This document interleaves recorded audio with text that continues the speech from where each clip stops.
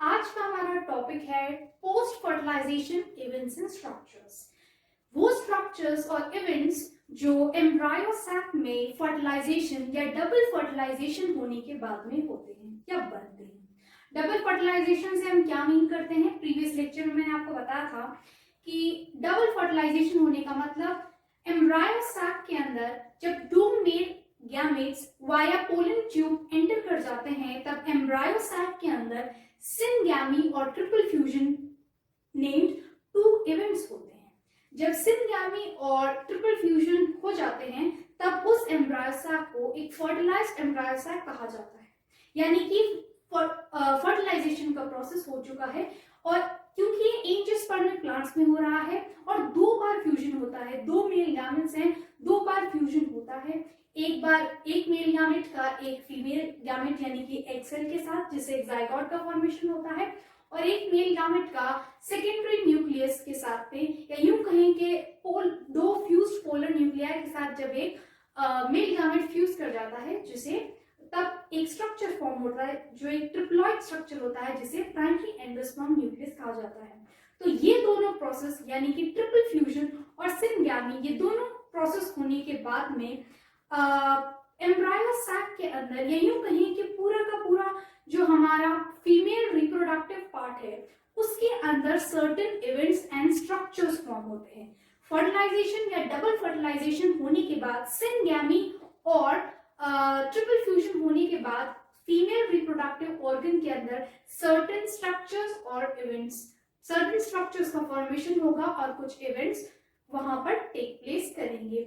वही आज हमें डिस्कस करना है। तो इससे पहले कि मैं हर एक इवेंट और स्ट्रक्चर को डिटेल में आप लोगों के साथ डिस्कस करूं, उससे पहले मैं आपको एक ओवरव्यू दे देती हूं कि ये जो पोस्ट फर्टिलाइजेशन इवेंट्स और स्ट्रक्चर्स है, इनके अंदर इस हेडिंग में हम क्या क्या पढ़ने वाले हैं। फिर उसके बाद में एक बार हम ओवरव्यू ले लेते हैं, उसके बाद में हर एक इवेंट और स्ट्रक्चर को डिटेल में डिस्कस करेंगे। देखिएगा students, post fertilization structures and events हमें डिस्कस करने हैं, और ये इवेंट्स और स्ट्रक्चर्स कहाँ होंगे, कहाँ बनेंगे? ये इवेंट्स और स्ट्रक्चर्स जहां होंगे या बनेंगे वो फीमेल रिप्रोडक्टिव ऑर्गन यानी कि कार्पल है या पिस्टल है। देखिएगा स्टूडेंट, सबसे पहले क्या देखना है आपको? एंडोस्पर्म का डेवलपमेंट होगा। एंडोस्पर्म याद करने की कोशिश कीजिए स्टूडेंट, प्रीवियस लेक्चर में मैंने आपको बताया था कि जब एक male gamete fused polar nuclei के साथ में फ्यूजन करता है तो उससे PEN यानी कि प्राइमरी एंडोस्पर्म न्यूक्लियस का फॉर्मेशन होता है। यही प्राइमरी एंडोस्पर्म न्यूक्लियस आगे फर्दर डेवलपमेंट करता है जिससे एंडोस्पर्म बनता है, और एंडोस्पर्म ही डेवलपिंग एम्ब्रियो को न्यूट्रिशन प्रोवाइड करता है। तो हमें क्या पढ़ना है? ऑब्वियसली ये पोस्ट फर्टिलाइजेशन इवेंट है और इसमें हम क्या समझेंगे कि एंडोस्पर्म का डेवलपमेंट किस तरीके से होता है फीमेल रिप्रोडक्टिव ऑर्गन। नेक्स्ट हम डील करेंगे किसके साथ? डेवलपमेंट ऑफ एम्ब्रियो के साथ। एंडोस्पर्म बनने के बाद में हम देखेंगे किस तरीके से एंजियोस्पर्मिक प्लांट्स के अंदर एम्ब्रियो फॉर्म होता है, राइट? और एम्ब्रियो किससे फॉर्म होगा? मैंने प्रीवियस लेक्चर में आपको बताया था कि जब एक मेल गैमेट एक एग सेल के साथ में फ्यूज करता है तो उससे जाइगोट का फॉर्मेशन होता है। यही जाइगोट आगे जाके एम्ब्रियो में कन्वर्ट होता है, राइट? तो इस हेडिंग में हम ये समझेंगे कि एंजियोस्पर्मिक प्लांट के अंदर एम्ब्रियो किस तरीके से फॉर्म होता है। एंड जैसा कि आप लोग जानते हैं एंजियोस्पर्म में भी दो कैटेगरी है, मोनोकॉट और डाइकॉट। तो हम सेपरेटली डील करेंगे कि मोनोकॉट का एम्ब्रियो कैसे फॉर्म होता है, कौन कौन से स्ट्रक्चर्स बनते हैं, राइट? एक मेच्योर एम्ब्रियो बनने से पहले कौन कौन से स्टेजेस आती हैं। उसी तरीके से हम मोनोकॉट के एम्ब्रियो के डेवलपमेंट पर भी फोकस करेंगे। नेक्स्ट देखिएगा हमें क्या समझना है। उसके बाद हम डील करेंगे इस टॉपिक के साथ, that is ovule maturing into seeds, right? सुनिएगा स्टूडेंट्स, हमें पता है ओवरी के अंदर ओव्यूल एग्जिस्ट करता है। ओव्यूल का अगर आपको स्ट्रक्चर याद हो तो ओव्यूल में बाहर की तरफ क्या होती है? इंटेग्यूमेंट्स यानी प्रोटेक्टिव कवरिंग होती है। उसके अंदर एम्ब्रायो सैक पाया जाता है और एम्ब्रायो सैक में फीमेल गैमेट होता है, राइट? तो ये जो पूरा ओव्यूल का स्ट्रक्चर है, राइट, ये पूरा का पूरा ओव्यूल का स्ट्रक्चर आफ्टर फर्टिलाइजेशन कन्वर्ट हो जाता है सीड के अंदर, जहां उसके जो दो इंटेग्यूमेंट्स है वो सीड के आउटर कवरिंग्स पे कन्वर्ट हो जाती हैं, और भी कई सारे जो अदर स्ट्रक्चर है ओव्यूल के वो सीड के स्ट्रक्चर्स में कन्वर्ट हो जाते हैं। तो इस हेडिंग के अंदर हम समझेंगे किस तरीके से एक ओव्यूल एक सीड में कन्वर्ट हो रहा है और कौन कौन से पार्ट सीड में कौन से पार्ट को रिप्रेजेंट करेंगे या कौन से सीड का कौन सा पार्ट फॉर्म करेंगे, ये सारा डिस्कशन हम ओव्यूल्स मैच्योरिंग इनटू सीड वाले हेडिंग में समझेंगे। नेक्स्ट हमारा लास्ट डिस्कशन रहेगा ovary maturing into fruit, ovary maturing into fruit, यानी कि लास्ट में हम डिस्कस करेंगे फर्टिलाइजेशन होने के बाद किस तरीके से एक ओवरी मैच्योर करके या एक ओवरी कन्वर्ट हो जाती है फ्रूट में, राइट। और आई होप आप लोगों को ये पता ही होगा पहले से कि ओवरी की जो वॉल्स होती है वही आगे चल के फ्रूट की वॉल्स में कन्वर्ट हो जाती है। तो हम लोग इस टॉपिक में समझेंगे कि ओवरी किस तरीके से फ्रूट का फॉर्मेशन करेंगी, राइट। तो पोस्ट फर्टिलाइजेशन इवेंट्स स्ट्रक्चर्स में हमें क्या समझना होगा, किस तरीके से एंडोस्पर्म का डेवलपमेंट होता है, किस तरीके से एम्ब्रायो डेवलप होता है, मोनोकॉट और डाइकॉट एम्ब्रायो किस तरीके से डेवलप होता है, नेक्स्ट ओव्यूल किस तरीके से सीड का फॉर्मेशन करता है, एंड देन ओवरी किस तरीके से मैच्योर करके या मैच्योर होकर फ्रूट का फॉर्मेशन करेगी। तो यही चारों पॉइंट्स हैं जो हमें एज पोस्ट फर्टिलाइजेशन इवेंट्स या स्ट्रक्चर्स में डिस्कस करना है, राइट। चलिए सबसे पहला इस लेक्चर में मैं आप लोगों के साथ में डिस्कस करूंगी एंडोस्पर्म डेवलपमेंट और बाकी के आने वाले लेक्चर्स में, राइट। तो अभी हम लोग डिस्कस करेंगे एक एंडोस्पर्म का डेवलपमेंट किस तरीके से होता है। चलिए स्टार्ट करते हैं एंडोस्पर्म डेवलपमेंट को। ओके स्टूडेंट्स, तो अब हम लोग डिस्कस करेंगे डिटेल में एंडोस्पर्म को। इससे पहले कि हम एंडोस्पर्म की फॉर्मेशन को डिस्कस करें, उससे पहले कुछ पॉइंट्स डिस्कस कर लेते हैं, कैरेक्टर्स डिस्कस कर लेते हैं एंडोस्पर्म के बारे में। स्टार्ट करते हैं। Endosperm product of triple fusion, यानी कि एंडोस्पर्म प्रोडक्ट है ट्रिपल फ्यूजन का। कैसे याद करने की कोशिश कीजिए स्टूडेंट्स, जब मैंने आपको प्रीवियस लेक्चर में डबल फर्टिलाइजेशन पढ़ाया था तब आप लोगों के साथ डिस्कस किए थे दो टर्म, एक था सिनगैमी, दूसरा था ट्रिपल फ्यूजन, राइट। सिनगैमी में मैंने आपको क्या बताया था, सिनगैमी मतलब मेल गैमेट और फीमेल गैमेट या एग सेल का फ्यूज होना जिससे जाइगोट बनता था। वहीं ट्रिपल फ्यूजन के बारे में क्या बताया था, ट्रिपल फ्यूजन में क्या होता है, पोलन ट्यूब दो मेल गैमेट लाती है, इस बात को ध्यान रखिएगा, जिसमें से एक मेल गैमेट फीमेल गैमेट से फ्यूज होकर जाइगोट का फॉर्मेशन कर देता है। अब जो दूसरा मेल गैमेट है वो फ्यूज करता है सेकेंडरी न्यूक्लियस या फ्यूज्ड पोलर न्यूक्लियाई से। अगर किसी को याद नहीं आ रहा हो तो मैं वो याद दिला देती हूँ। एम्ब्रायो सैक में फर्टिलाइजेशन से पहले जो बीच में सेंट्रल सेल होता है उसमें दो पोलर न्यूक्लियाई होते हैं जो कि हेप्लॉइड होते हैं, राइट। जस्ट बिफोर फ्यूजन या जस्ट बिफोर फर्टिलाइजेशन ये दोनों हेप्लॉइड पोलर न्यूक्लियाई फ्यूज कर जाते हैं और उनसे सेकेंडरी न्यूक्लियस या फ्यूज पोलर न्यूक्लियाई का फॉर्मेशन होता है।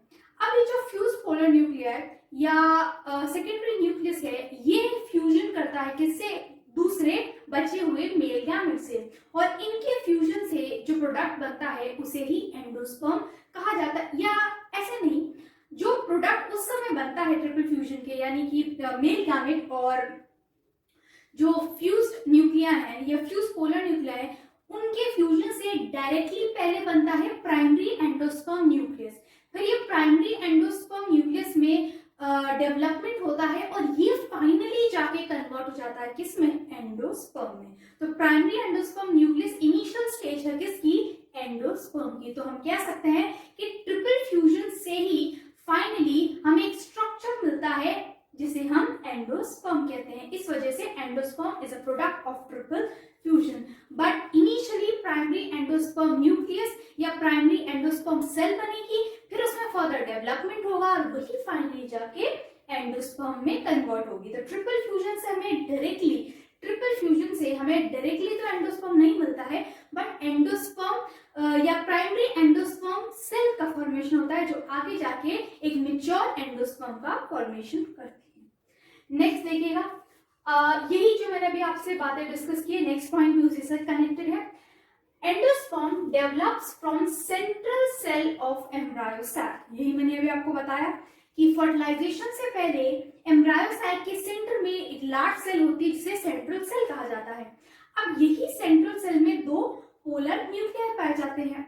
जैसे ही पोलर न्यूक्लियर फर्टिलाइजेशन होने वाला होता है ये दोनों पोलर न्यूक्लियाई फ्यूज जाते हैं जिन्हें सेकेंडरी न्यूक्लियस भी कहा जाता है, और इनके साथ में एक मेल गैमेट के फ्यूजन से क्या बनता है, प्राइमरी एंडोस्पर्म न्यूक्लियस बनता है, और जो बचा हुआ जो सेल है, राइट, जो सेंट्रल सेल है, फर्टिलाइजेशन से पहले वो सेंट्रल सेल कहलाया जाता है।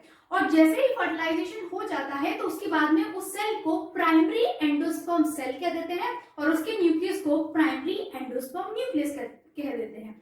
फाइनली ये जो सेंट्रल सेल है, फर्टिलाइजेशन के बाद में डेवलपमेंट होगा इसके अंदर, और काफी स्टेजेस के बाद में ये कन्वर्ट हो जाएगा फाइनली किस में, एंडोस्पर्म में, या एंडोस्पर्म टिश्यू में कन्वर्ट हो जाएगा, राइट।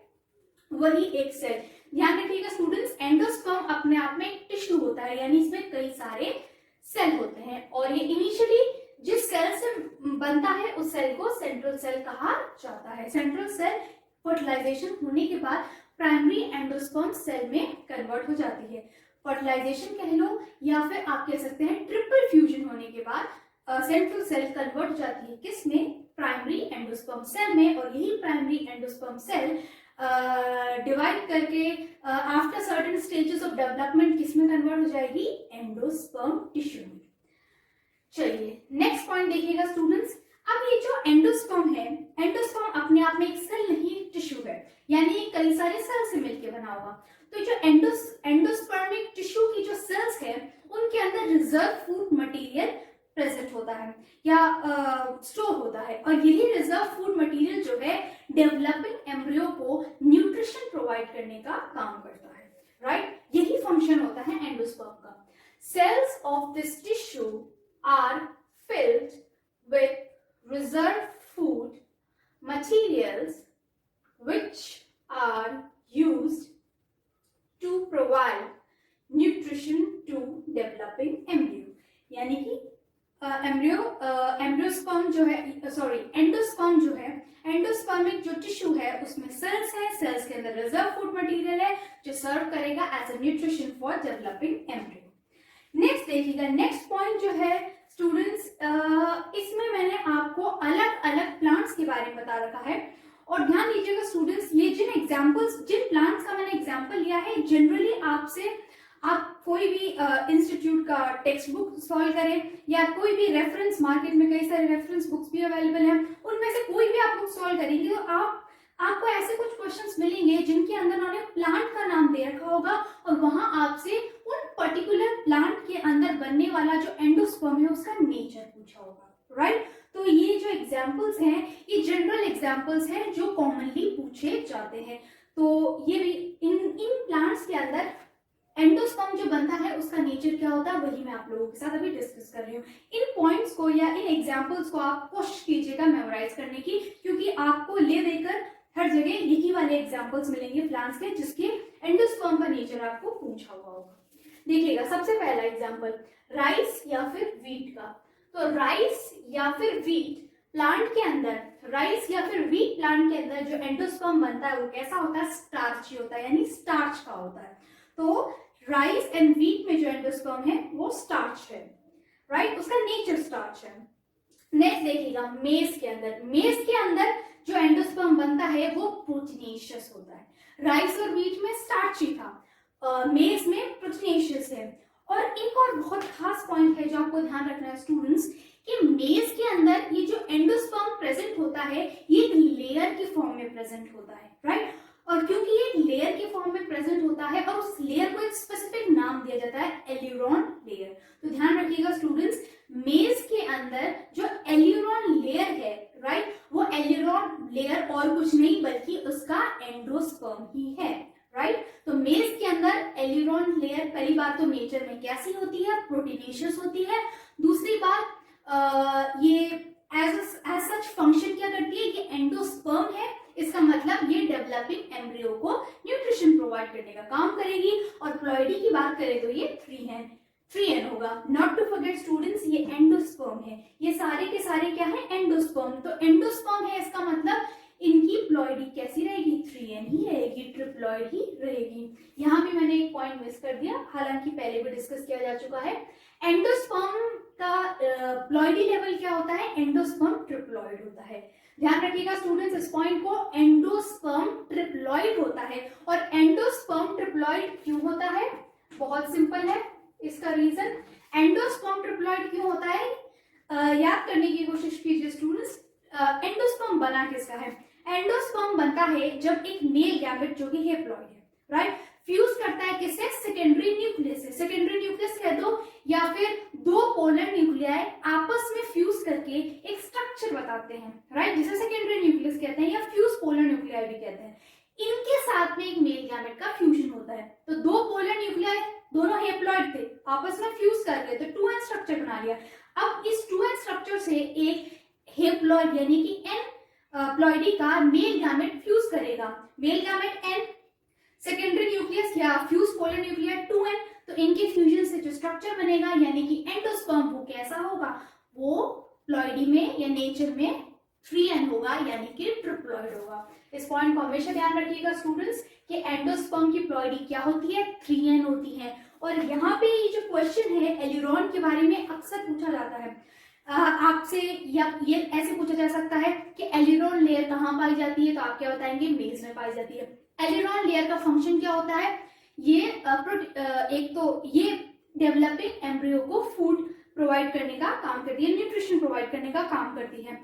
तीसरा, नेचर में कैसी होती है? प्रोटीनेशियस होती है। और कई बार आपसे प्लॉइडी भी पूछ जाती है कि प्लॉइडी क्या होती है उसकी, like n 2n, generally students को 2n ही याद रहता है, राइट, क्योंकि वो नॉर्मल लॉजिक से जाते हैं। अगर आपको ये नहीं पता कि एंडोस्पर्म है एलिरॉन लेयर, तो आप जनरली क्या लगाओगे? मतलब कोई भी प्लांट आपको ऐसा लगेगा प्लांट का पार्ट है, स्पोरोफाइटिक बॉडी का पार्ट होगा तो 2n होगा, पर ऐसा नहीं है। एलिरॉन लेयर का ध्यान रखना, प्लॉइडी उसकी 3n होती है यानी कि ट्रिप्लॉइड। नेक्स्ट देखिएगा, कैस्टर और कोकोनट। कैस्टर और कोकोनट में जो एंडोस्पर्म होता है वो ऑयली होता है।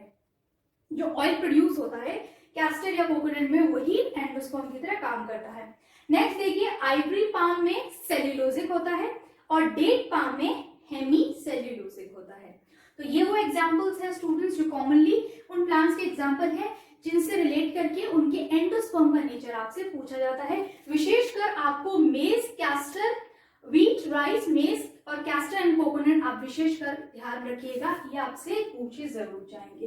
इसमें ये एलिरॉन लेयर का नेचर, उसका फंक्शन, उसका प्लॉइडी और ये कहाँ होता है, ये भी बहुत इंपॉर्टेंट क्वेश्चन है।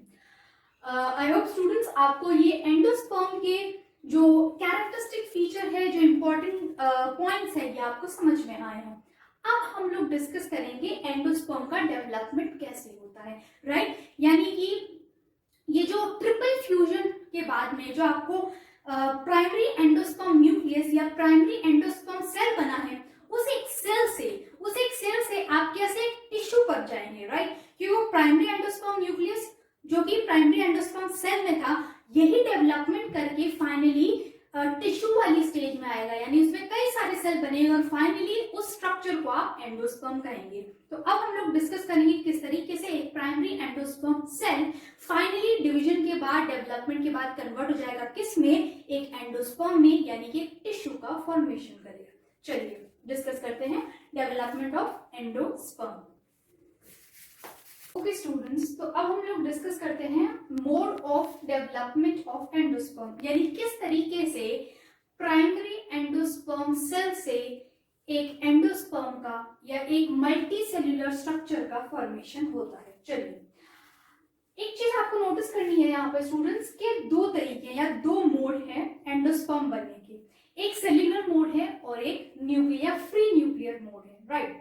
तो फ्री न्यूक्लियर मोड में क्या होता है? फ्री न्यूक्लियर मोड में ये होता है कि प्राइमरी एंडोस्पर्म सेल के अंदर मौजूद primary endosperm nucleus continuously successively कई बार डिवाइड होगा, मल्टीपल टाइम डिवाइड होगा और क्या फॉर्म करेगा? डिवाइड होगा और फॉर्म करेगा कई सारे फ्री न्यूक्लियाई। ध्यान दीजिएगा स्टूडेंट्स, यहाँ पर जो कैरियोकाइनेसिस हो रहा है, किसका यहाँ पर कैरियोकाइनेसिस हो रहा है? पेन का, प्राइमरी एंडोस्पर्म न्यूक्लियस का। Primary endosperm nucleus continuously divide करते जा रहा है और कई सारे न्यूक्लियाई फॉर्म होते जा रहे हैं, लेकिन यहाँ पे कैरियोकाइनेसिस साइमल्टेनियसली साइटोकाइनेसिस से फॉलोड नहीं है, यानी कि जैसे ही न्यूक्लियाई का फॉर्मेशन हो वैसे ही साइटोप्लाज्म भी डिवाइड हो जाए और दो सेल बन जाए, ऐसा नहीं हो रहा।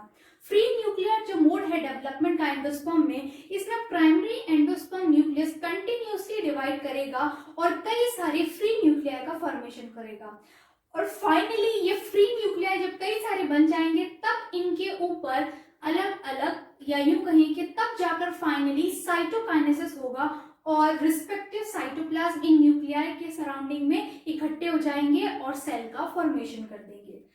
तो ब्रॉडली स्पीकिंग आपको फ्री न्यूक्लियर एंडोस्पर्म डेवलपमेंट में क्या याद रखना है कि प्राइमरी एंडोस्पर्म सेल के अंदर मौजूद primary endosperm nucleus free nuclear division show करेगा।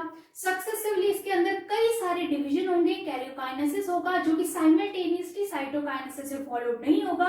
एज अ रिजल्ट बहुत सारे फ्री न्यूक्लियाई बन जाएंगे और फाइनली फिर इन न्यूक्लियाई के सराउंडिंग में साइटोप्लाज्म इकट्ठा हो जाएगा, या यूं कहें कि फिर फाइनली साइटोकाइनेसिस हो जाएगा और एक मल्टीसेल्युलर स्ट्रक्चर का फॉर्मेशन होगा जिसे हम क्या कहते हैं, एंडोस्पर्म। और यही मैंने आपको डायग्राम से दिखाने की कोशिश की है।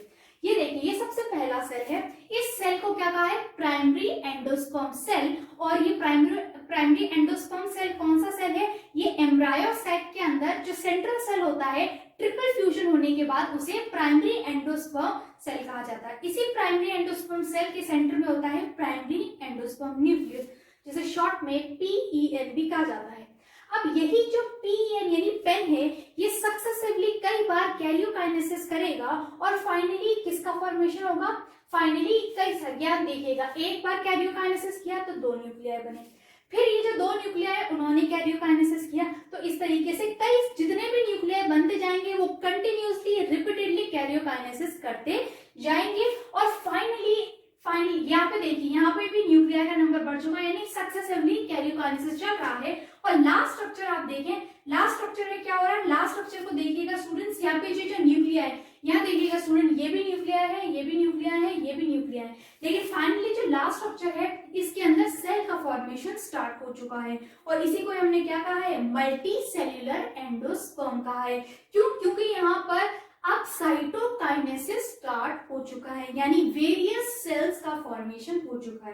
तो ध्यान दीजिएगा, स्टार्ट किया था हमने एक सिंगल सेल से और जो हमारे पास फाइनली स्ट्रक्चर बन के आ रहा है उसमें कई सारी मल्टीपल सेल्स है, यानी ये एक मल्टी सेल्यूलर स्ट्रक्चर है, ये टिश्यू है जिसे एंडोस्पर्म का नाम दिया जाता है। पॉइंट आपको क्या ध्यान रखना है, यहाँ पर पहले कैरियोकाइनेसिस होता है और रिपीटेडली कैरियोकाइनेसिस चलता जाता है और एंड में जाकर यहाँ पर किसका फॉर्मेशन होता है, या एंड में जाकर क्या होता है, साइटोकाइनेसिस होता है, यानी कि सेल्स का फॉर्मेशन हो जाता है, एक मल्टीसेल्युलर स्ट्रक्चर बनता है, एंडोस्पर्म का फॉर्मेशन होता है। और ये किस में देखा जाता है, ये जनरली कॉटन और मेज में देखा जाता है। एग्जाम्पल बहुत इंपॉर्टेंट है, आपको याद रखने होंगे। कॉटन एंड मेज में free nuclear mode of endosperm development देखा जाता है। अच्छा, नेक्स्ट देखिएगा स्टूडेंट्स, नेक्स्ट है cellular mode of development. Cellular mode of development में क्या होगा, बिल्कुल जो ऊपर न्यूक्लियर फ्री न्यूक्लियर में चल रहा था वैसा ही होगा, लेकिन यहाँ पर एक पॉइंट बदल जाता है। क्या, फ्री न्यूक्लियर में तो आपने देखा था रिपीटेड कैरियोकाइनेसिस, उसके बाद एंड में जाकर साइटोकाइनेसिस हुआ था, राइट। सेल्यूलर मोड में क्या होता है, जिस तरीके से कैरियोकाइनेसिस होता है उसके साथ साथ में साइटोकाइनेसिस हो जाता है, या यूं कहें कि साइटोकाइनेसिस और कैरियोकाइनेसिस साइमल्टेनियसली चलेंगे। एक बार कैरियोकाइनेसिस हुआ उसके जस्ट बाद साइटोकाइनेसिस हो जाएगा, फिर कैरियोकाइनेसिस हुआ फिर साइटोकाइनेसिस हो जाएगा, यानी कि रिपीटेडली कैरियोकाइनेसिस और साइटोकाइनेसिस साथ साथ चलते जाएंगे। तो यहाँ फ्री न्यूक्लियर वाली स्टेज नहीं आएगी। तो देखिएगा स्टूडेंट्स, ये पहला सेल है प्राइमरी एंडोस्पर्म सेल जिसके अंदर प्राइमरी एंडोस्पर्म न्यूक्लियस है। इसमें क्या हुआ, इसमें कैरियोकाइनेसिस हुआ और उसके जस्ट बाद में ही साइटोकाइनेसिस हो गया। तो आपको यहाँ 2 न्यूक्लियाई भी दिख रहे हैं और ये बीच में लाइन जो है, ये लाइन स्ट्रेट लाइन क्या शो कर रही है कि यहाँ इनका साइटोप्लाज्म भी डिवाइड हो चुका है, ये एक सेल और ये दूसरी सेल। नेक्स्ट देखिएगा स्टूडेंट्स, यहाँ पर भी आप देख सकते हैं जैसे जैसे न्यूक्लियाई फॉर्म होते जा रहे हैं उनके सराउंडिंग में साइटोप्लाज्म इकट्ठा होता जा रहा है और वॉल का फॉर्मेशन होता जा रहा है, या यूं कह सकते हैं कि साइमल्टेनियसली कैरियोकाइनेसिस के साथ साथ में साइटोकाइनेसिस होता जा रहा है और सेल्स भी बनती जा रही हैं। यहाँ देखिए, यहाँ मल्टीपल सेल्स आपको नजर आ रही है और यहाँ पर न्यूमरस सेल्यूलर स्ट्रक्चर दिख रहा है। तो स्टार्ट किया था हमने 1 सेल से और एंड कहाँ किया है, मल्टीपल सेल्यूलर स्ट्रक्चर में। ये टिश्यू है जिसे हम एंडोस्पर्म कहते हैं, ये एंडोस्पर्म है। तो इसमें और इसमें यानी कि फ्री न्यूक्लियर एंडोस्पर्म डेवलपमेंट और सेल्यूलर एंडोस्पर्म डेवलपमेंट में डिफरेंस क्या है, फ्री न्यूक्लियर के अंदर जो न्यूक्लिया है कौन सा, सॉरी, जो न्यूक्लियस है प्राइमरी एंडोस्पर्म न्यूक्लियस, वो वो कंटिन्यूसली रिपीटेडली सक्सेसिवली क्या करेगा, कैरियोकाइनेसिस करेगा और फाइनली एंड में जाकर साइटोकाइनेसिस होगा। और वहीं सेल्यूलर में क्या होता है, सेल्यूलर में जैसे जैसे कैरियोकाइनेसिस होगा साइमल्टेनियसली उसी के साथ, जैसे जैसे कैरियोकाइनेसिस होगा साइमल्टेनियसली उसके साथ साथ साइटोकाइनेसिस भी होता रहेगा।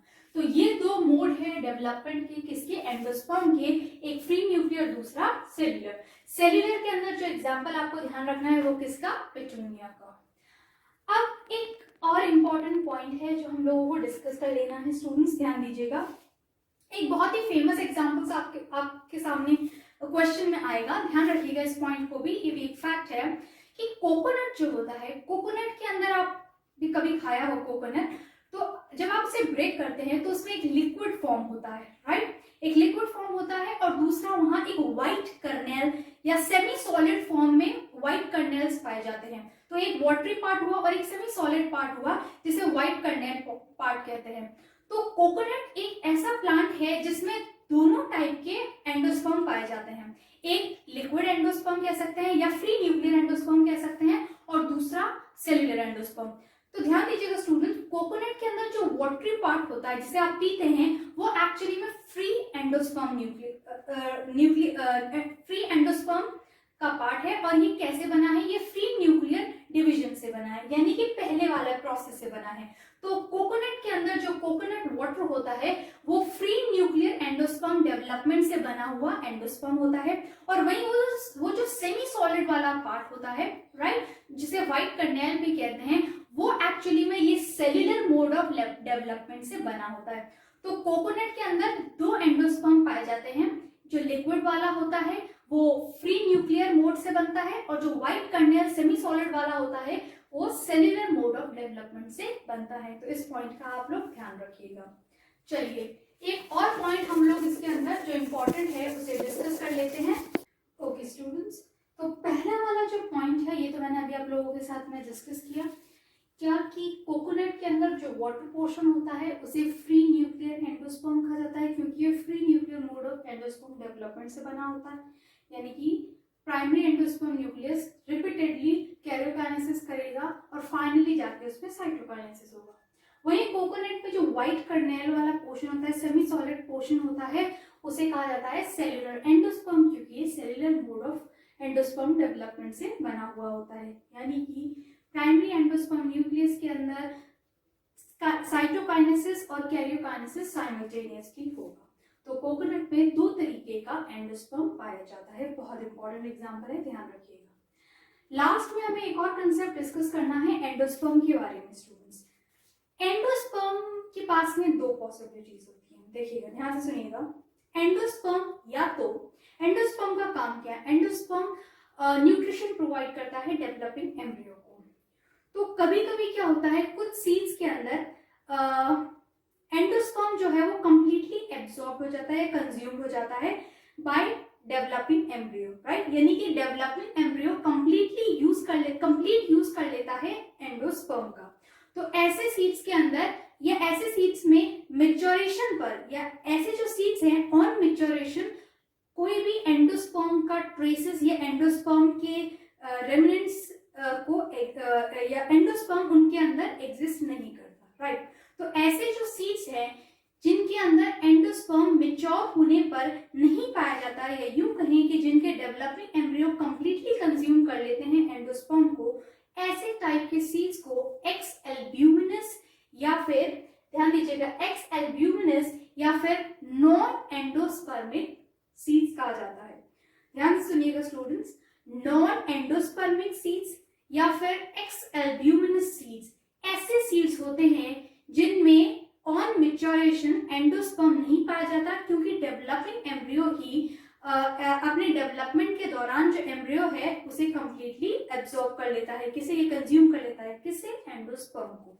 तो ये बहुत ही फेमस एग्जांपल्स है स्टूडेंट्स, आपको बार बार पूछ जाएंगे, आपको ये एग्जांपल्स को मेमोराइज करना है। क्या है ये, P, beans and groundnut. P में, बीन्स में और ग्राउंडनट में एक्स एल्ब्यूमिनस या फिर नॉन एंडोस्पर्मिक सीड्स पाए जाते हैं। अब दूसरी क्या पॉसिबिलिटी है? दूसरी पॉसिबिलिटी ये है कि कुछ सीड्स ऐसे होते हैं जिनमें ये एंडोस्पर्म परसिस्ट करता है मैच्योर सीड्स में भी, यानी कि डेवलपिंग एम्ब्रियो जो है इस एंडोस्पर्म को कंप्लीटली कंज्यूम नहीं कर पाता। जब सीड मैच्योर होता है, मैच्योरेशन के दौरान भी या after maturation of the seed भी वो एंडोस्पर्म उस सीड में एग्जिस्ट करता है या परसिस्ट करता है। ऐसे सीड्स को एल्ब्यूमिनस सीड्स या फिर एंडोस्पर्मिक सीड्स कहा जाता है।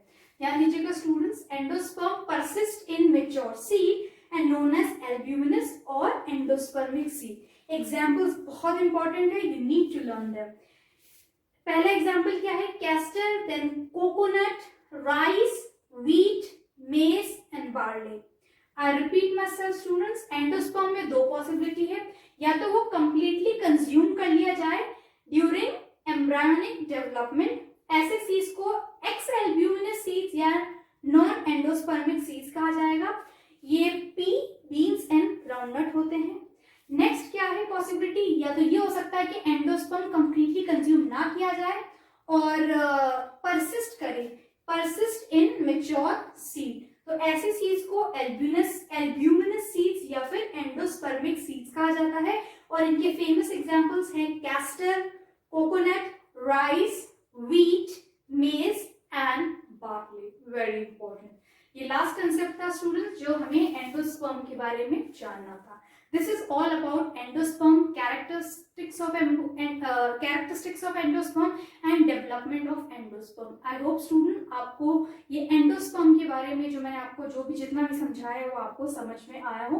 ऐसा कोई पॉइंट जो endosperm के बारे में छूट गया हो जिसे मैंने आप लोगों के साथ डिस्कस नहीं किया हो, let me know in the comment section, मैं उसको लेकर एक सेपरेट वीडियो बना दूंगी। So I hope जितना मैंने आपको समझाया आज आपको समझ में आया हो। थैंक यू स्टूडेंट्स, फिर नेक्स्ट लेक्चर में मिलते हैं जिसमें हम लोग डिस्कस करेंगे एम्ब्रियो के डेवलपमेंट के बारे में। मोनोकॉट एम्ब्रियो और डाइकॉट एम्ब्रियो दोनों की जो डेवलपमेंट स्टेजेस है उन्हें डिटेल में डिस्कस करेंगे। एंडोस्पर्म के लिए इतना ही। Thank you students.